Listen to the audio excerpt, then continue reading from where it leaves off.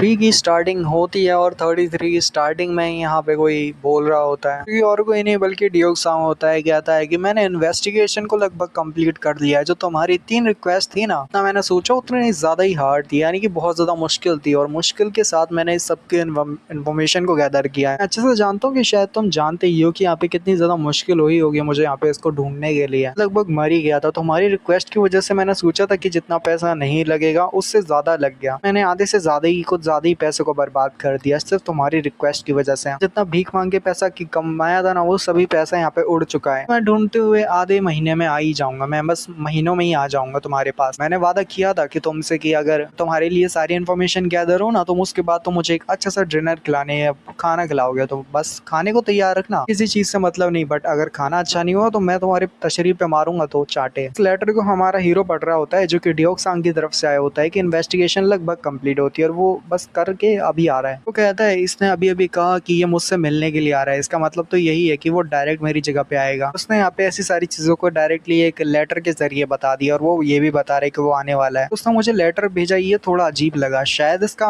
मतलब तो यही हो सकता है। नहीं, इसके सिर्फ दो ही ऑप्शन हो सकते हैं। पहला है कि जो इन्फॉर्मेशन जो उसने कलेक्ट की है वो इतना ज्यादा ही लीक होने पे बहुत ज्यादा खतरा हो सकता है। अगर वो इन्फॉर्मेशन लीक हो गई आसपास में तो बहुत ज्यादा खतरा हो जाएगा। दूसरा ऑप्शन हो सकता है कि शायद यहाँ पे कुछ ऐसी चीजें हैं जो मुझे वो मिल के बताना चाहता है, तो जैसे वो मेरे पास आ रहा है मिलने के लिए और मुझे जिससे वो बता सके। अपने पेपर को दबाते हुए, ये लेटर को दबाते हुए कि बस बहुत हुआ, एक बार इन्फॉर्मेशन कलेक्ट हो जाए जो मुझे कलेक्ट होनी है, तो इन्फॉर्मेशन के साथ मैं यहाँ पे काउंटर अटैक जो करूंगा ना उन सभी विलन्स के ऊपर, वो बहुत ज्यादा घातक होगा। ये मेरा टाइम है रिवेंज लेने का और एक्शन करने का। और साथ ही यहाँ पे उसके फादर पीछे से सब देख रहे होते हैं, कि बदले की भावना होती है वो साफ झलक रही होती है। और हमारे जो फादर होते हैं वो उसकी तरफ देख रहे होते हैं। हीरो पीछे देखता है तो फादर आते ही कहते हैं कि देखो तुमने यहाँ पे अपनी ट्रेनिंग को खत्म कर लिया। तो हमारा हीरो कहता है कि हाँ बस अभी अभी किया है फादर। तो फादर कहते हैं कि मुझे तुमसे कुछ कहना है तो जस्ट मेरे पीछे आओ। तो कहता है क्या फादर अभी?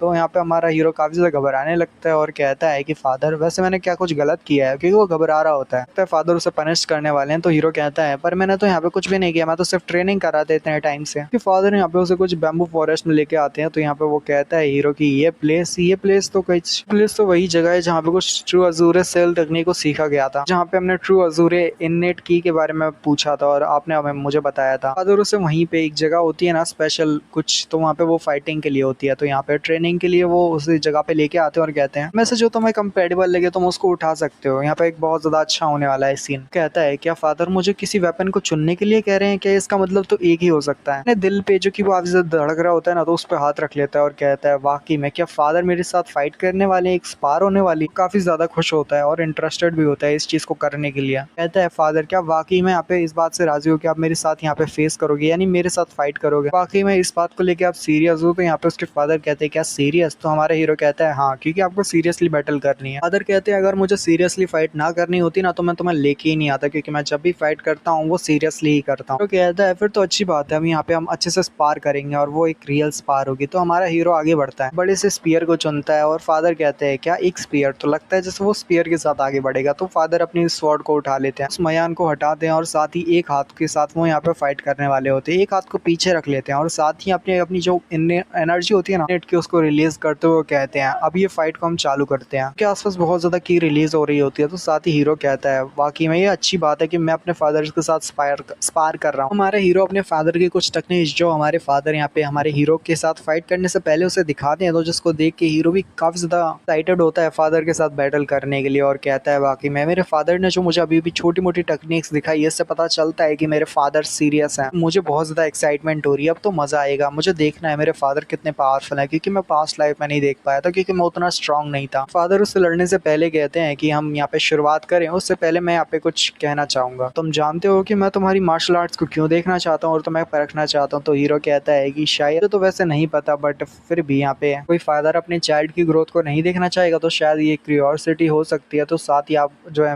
अपने बेटे की ग्रोथ को देखना चाहते हो, तो इस वजह से आप यहाँ पे मेरी मार्शल आर्ट्स को परख रहे हो। तो साथ ही फादर कहते हैं हाँ ये सच है, बट फिर भी यहाँ पे कोई और भी इंटेंशन हो सकता है, कोई और भी डेफिनेट रीजन है, कोई भी जरूरी रीजन है, बस तुम्हें पता करना है। तो हीरो कहता है कि यहाँ पे और क्या हो सकता है? फिर फादर कहते हैं चलो तो तुम्हें नहीं पता तो मैं यहाँ पे स्पार खत्म होने के बाद तुमको बताता हूँ। और साथ ही वो स्वॉर्ड को आगे कर लेते हैं और कहते हैं कि चलो तैयार हो जाओ। यहाँ पे फादर एंड सन के बीच में जो खतरनाक वॉर होगी वो चालू होती है। वॉर तो नहीं बोलेंगे, स्पार होती है, तो वो चालू करते हैं। हमारा हीरो पहले आगे बढ़ता है और अपने स्पीयर को घुमा के अपने फादर के ऊपर हमला करता है, बट यहाँ पे जो फादर होते हैं वो साथ ही अपने स्वॉर्ड के साथ उसके हमले को ब्लॉक और पीछे की तरफ हटा देते हैं, जिससे हीरो भी हैरान होता है और कहता है ये बहुत ज़्यादा ईजी था। तो इसका मतलब एक ही है कि मुझे और स्ट्रॉन्गर अपनी एनर्जी को रिलीज करना पड़ेगा। तो हमारा हीरो होल्ड बैक कर रहा है, अभी भी होल्ड बैक ही कर रहा है और कहता है जो थोड़ा सा और अपनी ताकत को बढ़ाना चाहिए, और फिर से हमारा हीरो अपनी पावर को और बढ़ा लेता है और इस बार फिर से आगे बढ़ता है, स्पीयर के साथ हमला करता है। हमारे जो फादर होते हैं वो आसानी के साथ उसके हमले को ब्लॉक कर लेते हैं और यहाँ पे हर तरह से उसके हमले को ब्लॉक करते हुए अटैक भी कर रहे होते हैं। तो भी फिर उनके हर अटैक को डॉच कर रहा होता है, ब्लॉक कर रहा होता है। फिर यहाँ पे हमारे जो फादर होते हैं वो उसके ऊपर फिर से हमला करते हैं। हीरो अगेन यहाँ पे हमले को डॉच कर लेता है और रेडी होता है दूसरा हमला करने के लिए। पर हमारा जो हीरो होता है ना वो अपना स्पीयर वैसे छोड़ के अब यहाँ पे पाम से हमला करता है। तो वो कहता है on clans flying swallow tail palm attack, और साथ ही यहाँ पे उसके ड्रैगन भी यहाँ पे रिवर्स ड्रैगन पाम अटैक करते हैं। उन्हें जब अपनी पाम को टकराते हैं तो इनकी पाम से जो एनर्जी और पावर रिलीज होती है वो कई ज्यादा होती है कि यहाँ पे आसपास भी यहाँ पे जो